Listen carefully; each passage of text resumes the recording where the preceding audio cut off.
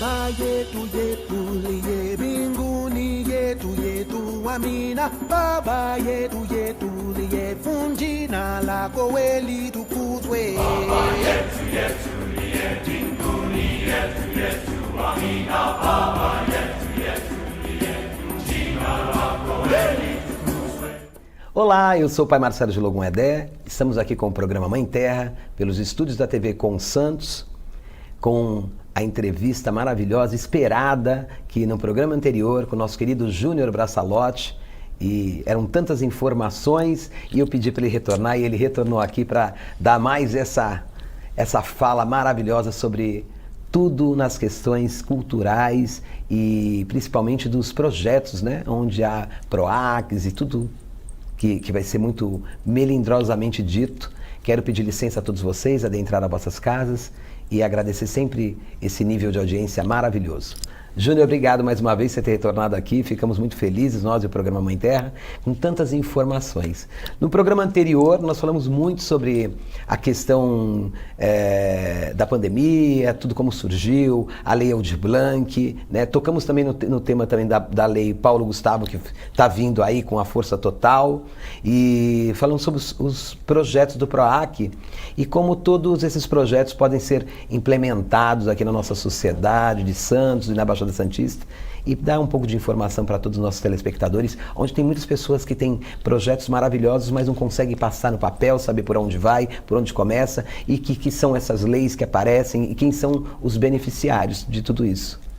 Perfeito, prazer estar aqui mais uma vez, Pai Marcelo. Chamou, é uma ordem. Então, estamos aqui para trocar ideia sobre cultura, é sempre um prazer aprender também. É, conversando a gente aprende. Vamos falar sobre um pouquinho mais sobre essa questão dos PROACs que aconteceram e como tudo isso está vindo, a lei também, Paulo Gustavo, como foi implementado também a questão dos projetos até a todos os segmentos, né? Que isso você sabe muito bem, você está lá no Conselho de Cultura, você tem todas essas informações. Sim, a gente está em uma cidade que tem até um certo privilégio no sentido de políticas públicas afirmativas para a cultura, né? A gente está aqui no 10º ano, por exemplo, do FACULT, que é o Fundo de Apoio a Projetos Culturais Independentes de Santos. A gente está no 10º ano. Aqui da Baixada Santista, infelizmente, é a única cidade que dispõe de um edital próprio, com recursos próprios, advindos do Fundo de Cultura da cidade, né? Destinado a projetos independentes, né? De artistas independentes, ou seja, qualquer munícipe de Santos que se autodeclare artista pode escrever projeto, pode participar desse concurso público que é o FACULT, né? E assim como a gente tem o FACULT, a gente tem o PROAC no estado também, que já encerraram as inscrições, tem um aporte de 100 milhões que também vai ser feito em projetos culturais independentes aqui para espaços, cinema, dança, para todos os segmentos como um todo. E aqui em Santos a gente começa a caminhar, né, no sentido de destrinchar o FACULT para outros segmentos, no sentido de que o FACULT é para todos os segmentos, ou seja, qualquer tipo de manifestação pode se inscrever, né? Ele não restringe a linguagem.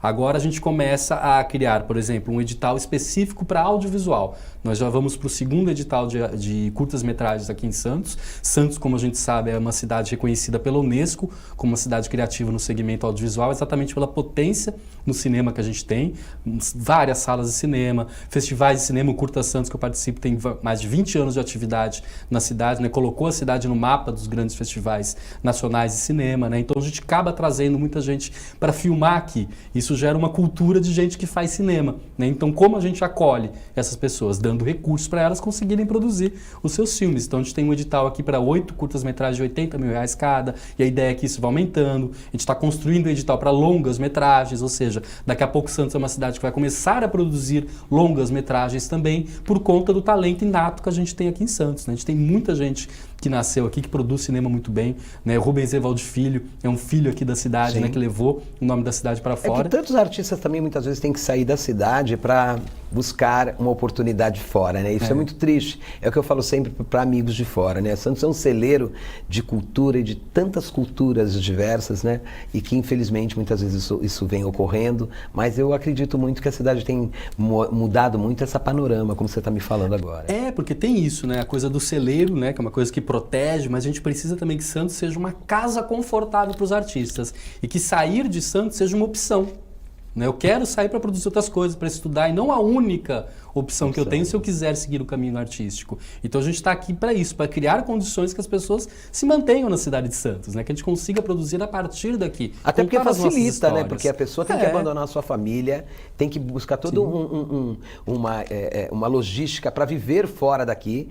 Então tem tudo isso, a dificuldade que existe, às vezes, para você botar a arte em prática em outro lugar. Né? Então facilita aqui, gera dinheiro aqui mesmo, a pessoa continua, traz pessoas para cá. Sim. Eu acho que isso é muito importante. E além de girar a economia, como o senhor coloca, gera a identidade local. Sim. Né? Gera uma sensação de pertencimento, a gente começa a contar as nossas histórias. Através do cinema, as histórias do meu bairro vão para outro país. Vão para outro estado, vão para outros lugares, eu levo a cidade. Uma coisa que você falou que é uma grande importância, sim, claro que é, sem sombra de dúvidas, a identidade, né? Muitas vezes a gente fica sabendo de grandes artistas e depois você vai saber que o artista é de Santos. Exatamente. Ele é nascido, ele vai numa entrevista, ele por um acaso, ele fala de Santos.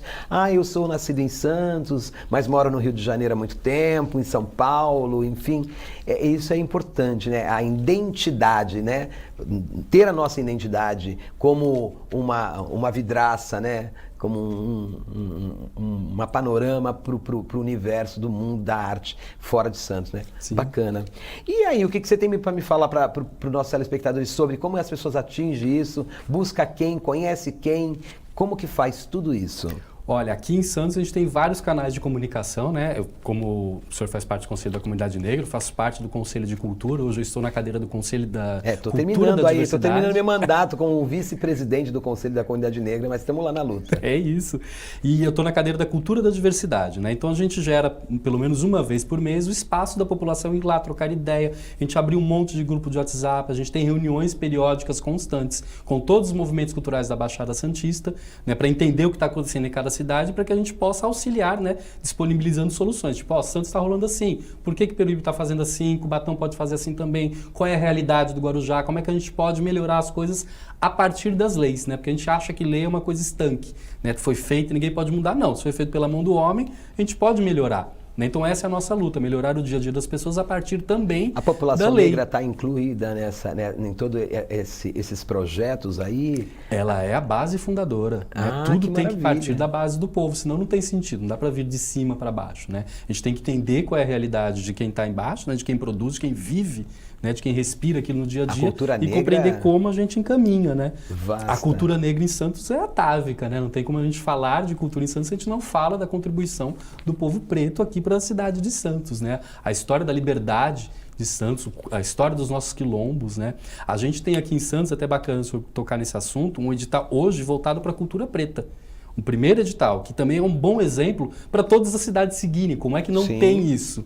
Né? Como é que a gente não fez esse movimento de reparação histórica, de privilegiar a cultura preta? Até porque o Brasil, como um todo, de maior população negra, né? O afrodescendente do mundo. Só perdemos para a Nigéria. E Santos, principalmente, que é na história, aqui foi o porto, a entrada de todo esse povo africano, né? Sim. Aqui que começa tudo, onde vai pulverizando por todo o estado e assim, Brasil afora. Então, Santos tem uma vanguarda do negro aí, nossa, gigantesca, né?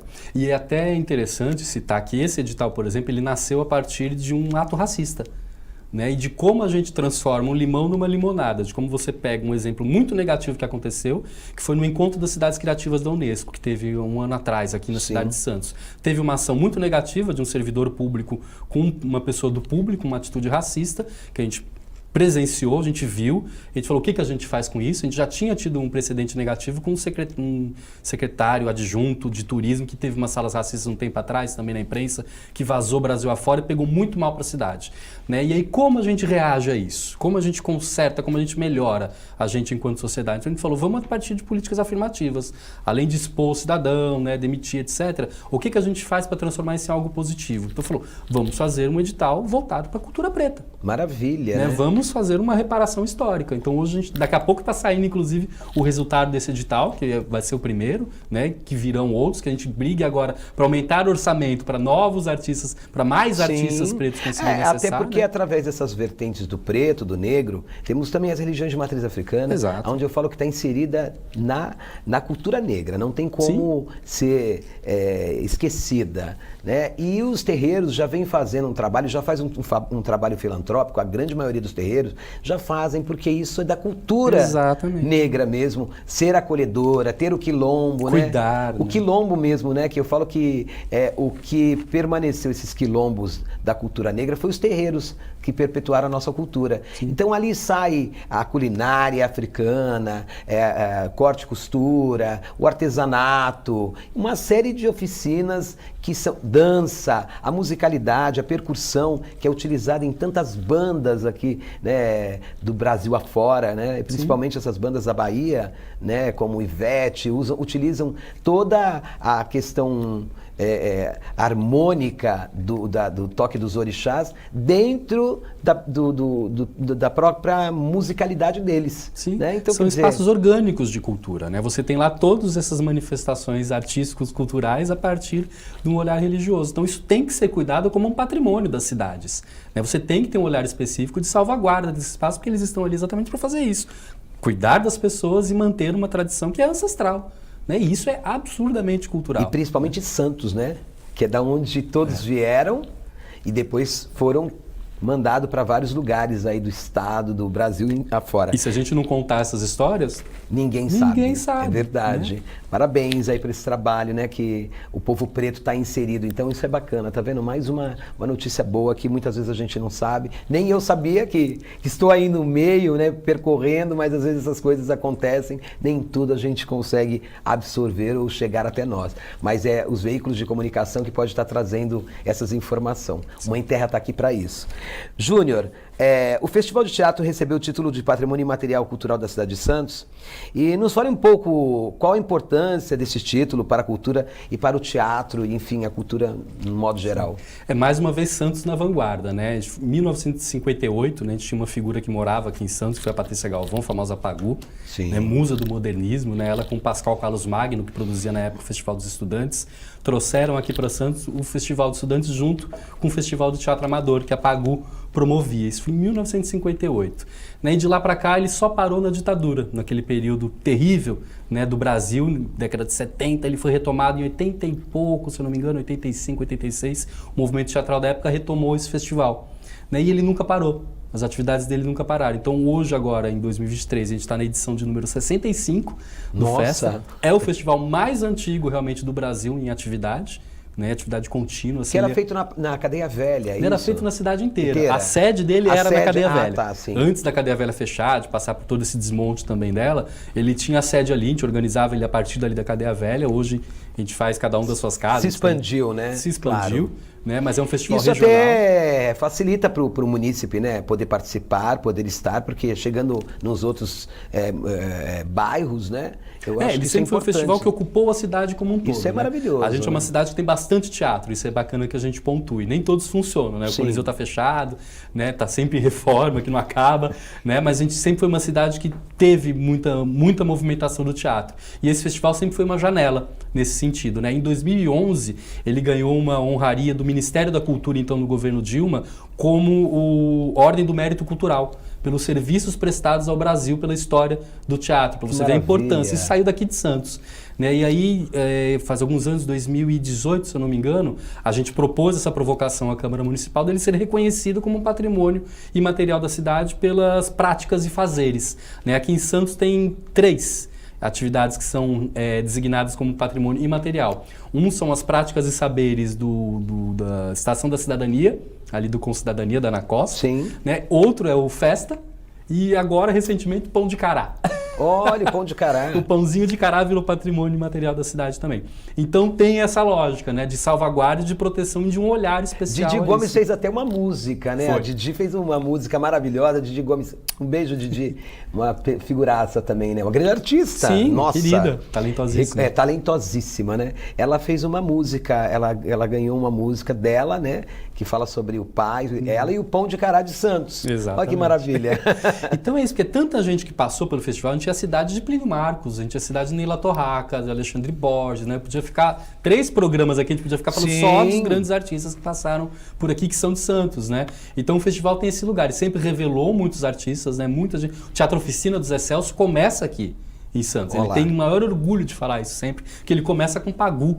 Né, o Zé Celso sempre fala isso. Então, para a gente é um orgulho ainda ser alguém que está na salvaguarda, no cuidado dessa provocação da Patrícia Galvão décadas depois. É, né? Uma obrigação da gente passar esse festival para frente também para as novas gerações. Então, estamos aí maravilha. com a festa. Vai ser em setembro, de 1 a 7. Quando? De 1 a 7 de setembro. Ai, que maravilha, gente. Aí, não percam, hein? Fica aí a dica e já vão se anotando. Bom, temos visto que a cultura também tem dado muita atenção para a questão LGBTQIA+, e também para a questão racial, né? Que nós estamos falando agora, e também na inclusão social. Isso é de sua importância. Conte um pouco aonde está sendo inserido toda essa questão desses segmentos com mais visibilidade, se dizemos assim, aqui na cidade de Santos. A gente percebeu que, enquanto cultura, a gente precisava agir para além do aspecto do fomento às artes. Né? Então, a gente começou a criar muitas pontes com as outras secretarias para tentar levar o que é a cultura, né? A cultura do cuidar do outro, de cuidar de uma cidade, para a segurança pública, para a saúde, para a educação, para a habitação, aonde a gente poderia interferir, né? Para que a gente causasse mudanças significativas no dia a dia das pessoas e da cidade, né? Como é que a gente poderia azeitar um pouquinho mais essa relação. Isso foi um trabalho que a gente teve assim profundo na cidade, apontando assim, levando possibilidades, fazendo muita audiência pública, participando das reuniões com os outros secretários, né? Não atuando só no campo específico das artes, mas atuando no campo das humanidades, né? Entendendo... Segmentos. Segmentar. A gente tem problema com moradia aqui em Santos. Como é que a gente pode ajudar? Então, uma coisa que a gente fez, a gente conseguiu mapear em Santos os espaços que estão ociosos. Espaços que às vezes pertencem ao poder público estão vazios. Então, tem muito, viu? Muito. Tem mais de 170, a gente contou. Sim. A gente foi atrás, a gente conseguiu mapear. Então, o que a gente faz com isso? Tem um monte de gente, o problema crônico da cidade, pessoas em situação de rua. Por que a gente tem tanta gente em situação de rua com tanto espaço vazio na cidade? Casa essas duas coisas, cria-se uma política habitacional diferenciada, habitação social de maneira parcerizada, né? As famosas parcerias públicos populares. Né? Não é só público-privado, público popular. Como é que a gente pode criar condições de melhorar as desigualdades sociais a partir da cultura? Esse foi um ponto, né? De foi lugar nevrálgico para a gente e população. Isso, né? Entender a desigualdade social aonde a gente tinha que trabalhar. É ali que a gente tinha que apontar para poder reequilibrar um pouquinho o jogo. Esse foi um gancho que a gente conseguiu virar. Os outros... Né? E aí a gente foi trabalhar na saúde, a gente foi trabalhar na educação. Como é que a gente não tem educação racial nas escolas? Como é que a gente não trabalha o bullying em relação ao corpo LGBT na escola? Né? Tem uma lei, mas ela é cumprida? A lei, às vezes, muitas vezes, ela está aí, mas às vezes para as pessoas compreendê-las e repassar isso a nível... Falamos até com a minha querida a Cristina, né? Sim. Barleta, teve a oportunidade, nós tivemos a oportunidade de entrevistá-la aqui, falando sobre a Lei 10.639, né? Sim. Que, no qual se faz muito necessário ter uma abrangência muito maior. Mas aí tocamos no assunto, ficamos de conversar mais. Acredito que os conselhos, ou o Conselho da Comunidade Negra vai estar fazendo com mais ênfase, né, essa situação, com parceria, claro, com a Secretaria, Sim. Até porque tudo tem que ser juntos, somos mais fortes. Bom, eu vou fazer algumas perguntas, mas daqui a pouco, depois dos nossos comerciais. Nós voltamos já.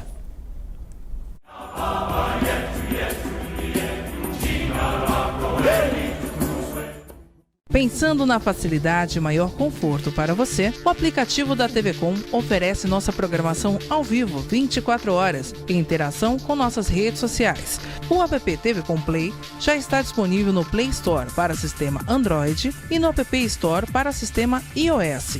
TV Com, interagindo com você. Saúde é o nosso maior patrimônio. A nossa, dos nossos filhos, dos nossos pais, de quem amamos e de toda a nossa família.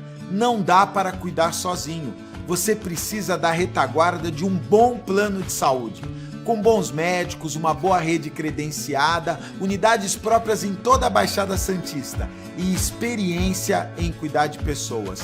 Plano Santa Saúde, há 30 anos, sempre perto, cuidando de você.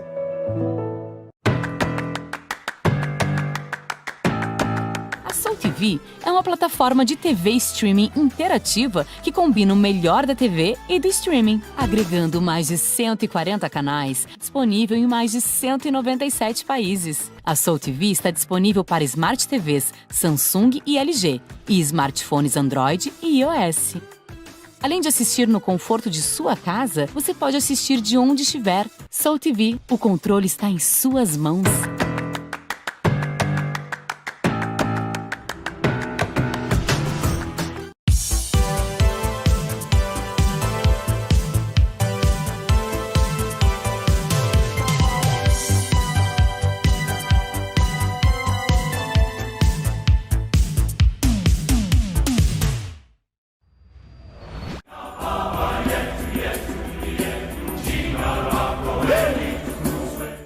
Estamos de volta com o programa Mãe Terra, aqui pelos estúdios da TV Com Santos, com o nosso queridíssimo Júnior Braçalotti, ator e produtor, e com, nossa, uma riqueza de informações e que com certeza vai fazer uma grande diferença na vida de todos vocês e de todos nós.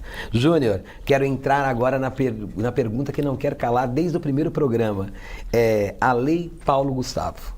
Como Maravilha. que podemos saber sobre todo esse trâmite? Porque eu tenho certeza que a Aldir Blanc, ela veio, ajudou muito, ou razoavelmente bem, mas teve todo um transtorno para a população, para as pessoas, para os artistas, os grupos de teatro e, enfim, toda a gama artística, poder ter acesso, saber como lidar com isso, porque muitas vezes a cultura é latente, o artista tem trabalhos maravilhosos, mas a parte burocrática, ele não tem esse acesso a essa informação. Sim. E isso também dificulta muito para entrar nesses projetos. Diga um pouco sobre a nossa queridíssima Lei Paulo Gustavo, desse grande ícone, né, da dramaturgia. Sim. Foi uma lei em homenagem ao Paulo Gustavo, que infelizmente também faleceu de Covid.